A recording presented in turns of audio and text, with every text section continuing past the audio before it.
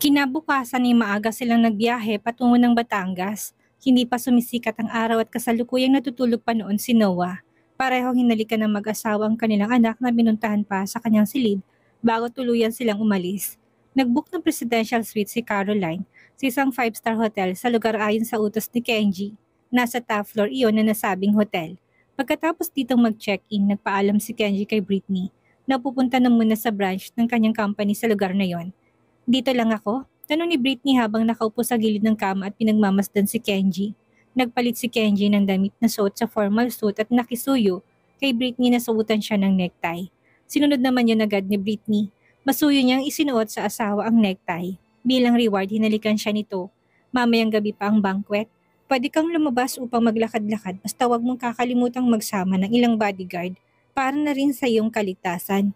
Britney, maliwanag. Tumango lang si Britney. Hindi niya mapigilang mapangiti na lang sa pabor na ibinigay sa kanya ni Kenji.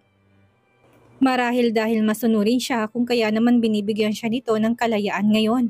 O marahil dahil maganda ang mood ni Kenji. O baka naman tunay na talaga ang sinasabi nitong pagbabago. At yun na ang simula. Yun kasi ang ugali ng kanyang asawa dati pa. Hindi mahigpit, hindi malupit. Mapagbigay ito. Hindi ba may mga kakilala ka naman? Malay mo malapit lang sila dito o mag-effort sila.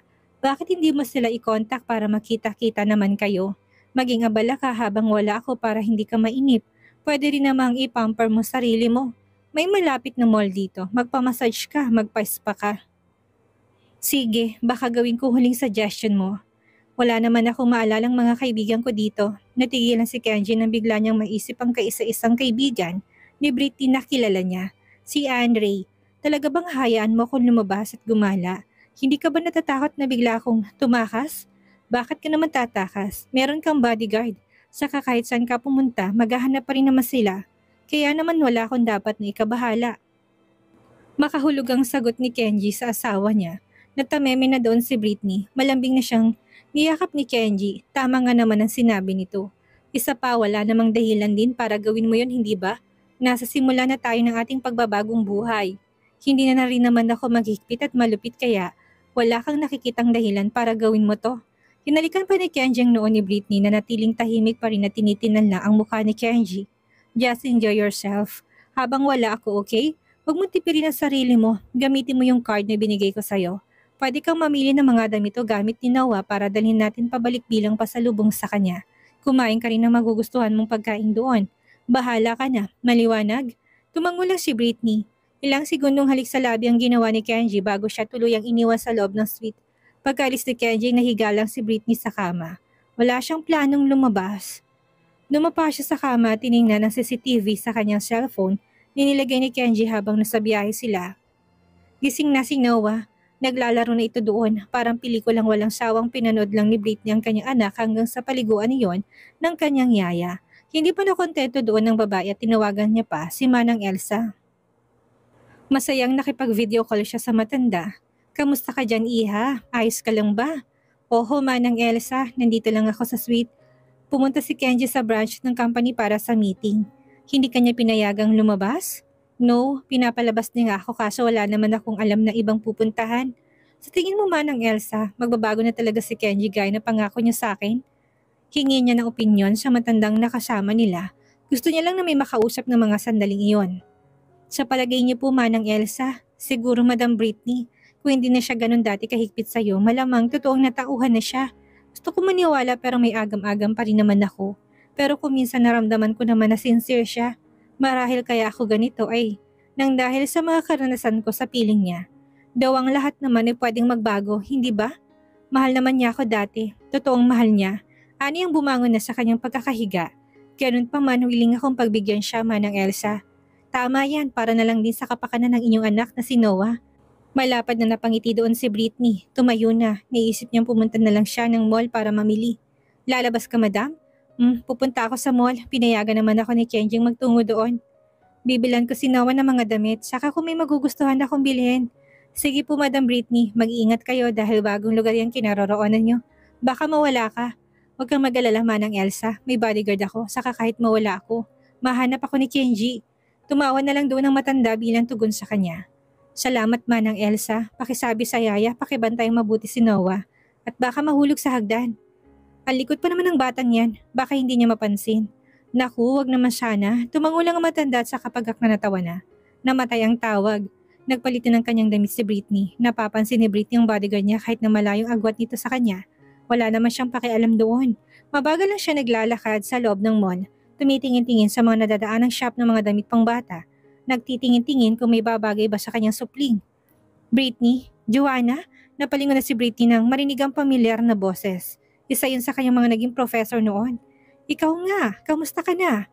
Dito ka na ba sa Batangas nakatira? Ngumiti si Britney. Hindi makapaniwalang makikita niya ito sa lugar na hindi niya inaasahan. Naku, hindi po, Prof.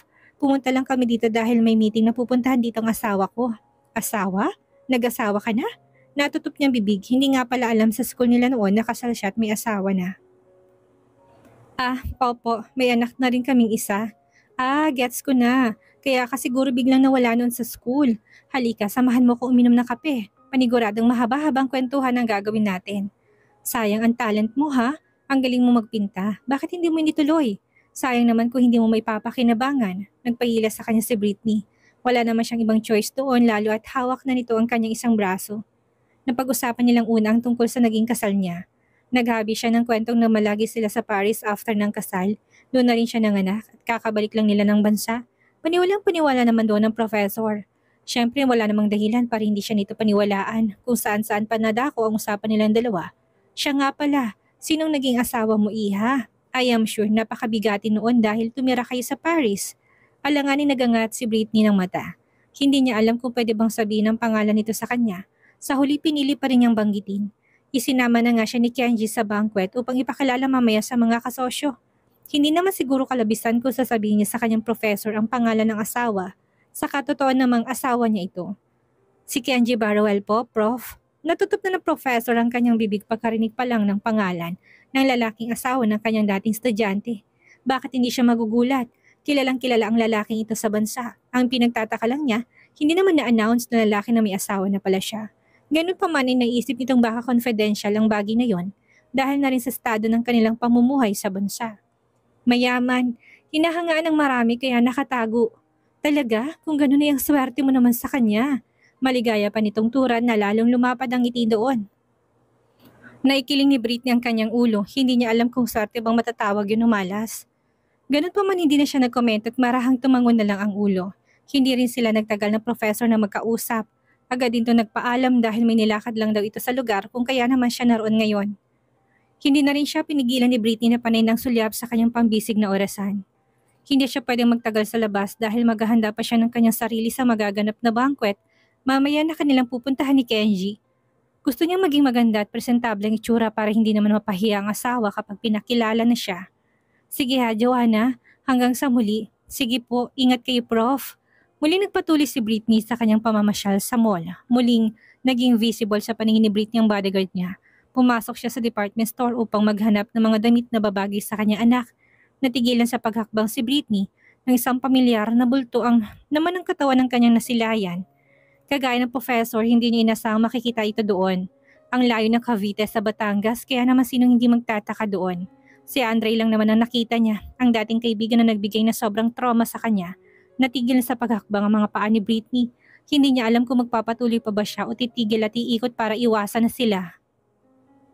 Ganun pa man, hindi niya magawang igalaw ang kanyang katawan, lalo nang magawi ang paningin niya sa gilid nito. May kasama itong magandang babae. Makinis ang puti sa talatang galing sa mayamang pamilya, malaki ang tiyan ng babae, na nakaangklang isang kamay sa braso ni Andre. Malamang may relasyon ng dalawa. Buhat ni Andre ang ilang packs ng diaper at mga basket na iba pa nilang kailangan. Malamang naghahanda na sila sa paglabas ng bata. Ngumiti ng masaya at malapad si Britney dahilan upang mabitawan ni Andre ang kanyang mga dala.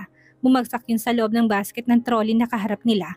Naagaw ng pansin ng babaeng kasama nitong nangyari. Lumipad na rin sa banda ni Britney ang mga mata ng babaeng agad na dumilim ang muka at sumama ang hilatsa nito. Kilala mo ba siya, Andre? Malakas sa tanong ito na kasama niyang lalaki. Diretso pa rin ang tingin ni Andre kay Britney. Hindi nilingon ng babaeng kasama niya. Hindi niya akalain na muli niya itong makikita.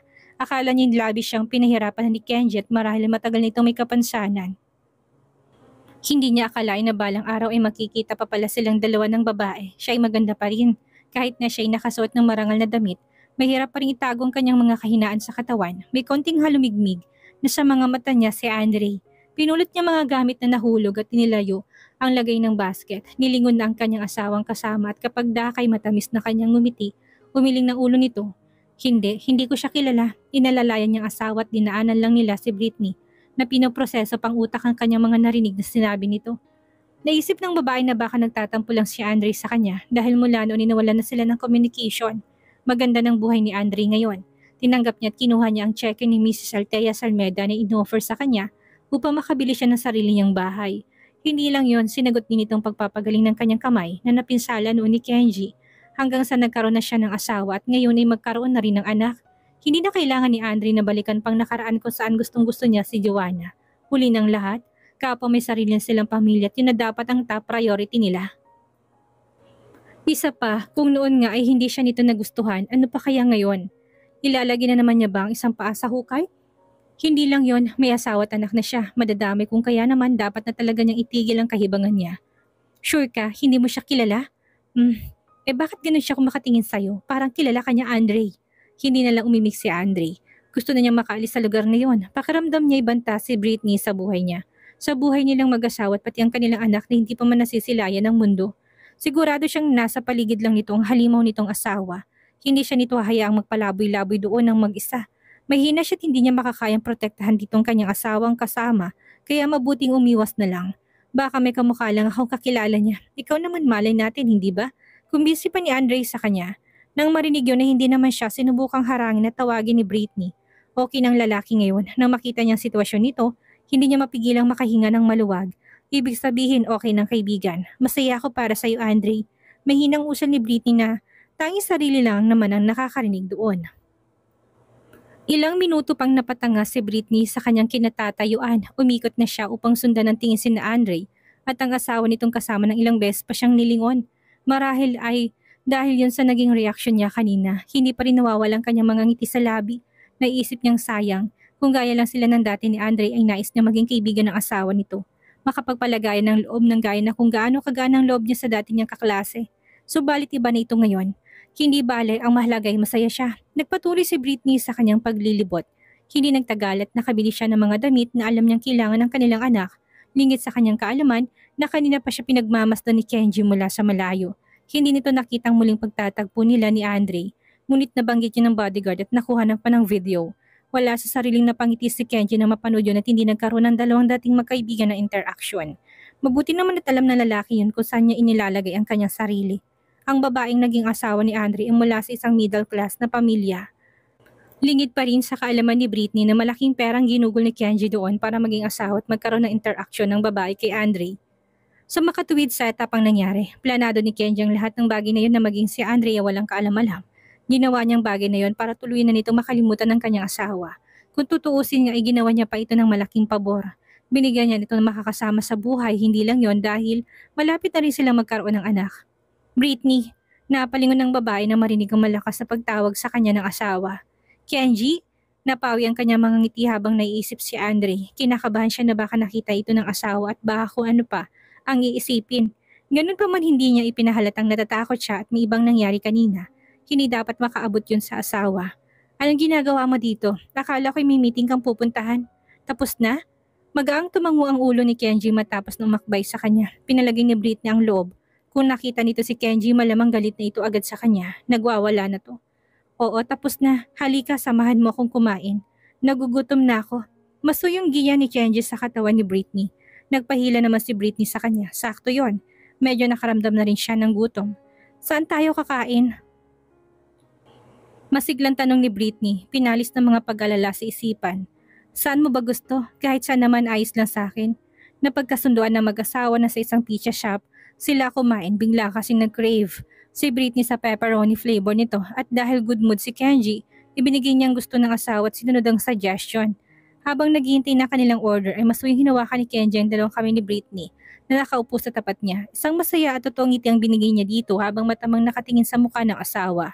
Nararamdaman niya, unti-unti nagiging okay na sila ni Britney. Bumabalik sila sa dati kung paano sila. Simpleng relasyon yon. Ano yung mga pinamili mo kay Noah? Nguso ni Kenji, tinuturo ng paper bag. Nakangiti siyang sinagot ni Britney. Ilang pares lang ng damit. Sana magkasya sa kanya. Medyo malaking kinuha ko para matagal niyang lakihan. At saka mga toys. Sana sa susunod natin travel kasama na siya. Sige, sa susunod pipiliin ko na siyang isama. Ayoko kasi mag-focus ka sa kanya habang nasa travel tayo, Han. Gusto ko rin namang unahin mo sarili mo. Yung wala kang ibang inaalala ko, hindi tayo. Saka, bigyan mo ng quality time ang sarili natin ngayon. Hindi naman masamang unahin natin to. Sagot ni Kenji na pinisil-pisil pa ang palad. Naintindihan ko, kaya sabi ko sa susunod, dumating ng order nilang pagkain, pinagsaluhan nilang dalawa yon sa pagitan ng mga munti nilang usapan sa mga bagay-bagay. Kagaya lang din ng dati, na-enjoy ng mag-asawang sandaling iyon. Excited ka na ba para mamaya? Habang papalabas ng mall ay tanong ni Kenji sa asawa na nakayakap ang isang kamay sa bewang niya. I mean, kabado ka ba ha? Matapos maubos ng pagkain na nagpasya silang bumalik sa hotel at pinagmumulan. Ani Kenji para makapagpahinga siya ng ilang sandali bago magtungo sa dinner banquet. Sakto lang, nandun ka naman at bakit ako kakabahan? Balik tanong sa kanya ni Britney. Pagak natatawa si Kenji, lubos pang nasihan sa pagiging napakadepende na naman ni Britney sa kanya. Gaya lang ulit ng dati. Siguro naman hindi mo ako pababayaan habang nandun tayo. Pahabol na turan niya. Of course, asawa kita at sinama kita kaya bakit ako naman gagawin yon? Akong bahala sa'yo. Ikaw kaya si Mrs. Barrowell, walang iba, kinilig ng bahagyang puso ni Britney na marinigin mula sa bibig ng asawa. Sa totoo lang ay ang sarap pakinggan ng mga salitang yon kahit na may konting agam-agam sa puso ni Britney. Iniisip na lang niya na walang masama kung sinusubukan niya. Baka totoo na kasi si Kenji sa kanyang mga pinagsasabi. Hindi niya yun malalaman kung hindi susubukan. Bilang tugon sa sinabi ni Kenji, sinandal ni Britney ang ulo niya sa isang braso ni Kenji habang naglalakad sila ng patungo ng parking lot. Wala na siyang ibang masabi pa. Aasahan ko yan, baka mamaya may ibang mga babaeng lalapit at aaligid sa'yo. Tapos silang uunahin mo. Pahapyaw na paalala niya. Hilaw na natawa si Kenji. Ngunit hindi sumagot. Hindi naman tumalabo pero sisiguraduhin niya si Britney ang uunahin. Pinagbuksan sila ng pintuan ng driver ng sasakyan. Inalalayan siya ni Kenji na lumulan sa likod noon. Bago to sumunod dito, tahimik ang naging biyahe nila pabalik ng hotel. Maging si Britney hindi na nagsasalita.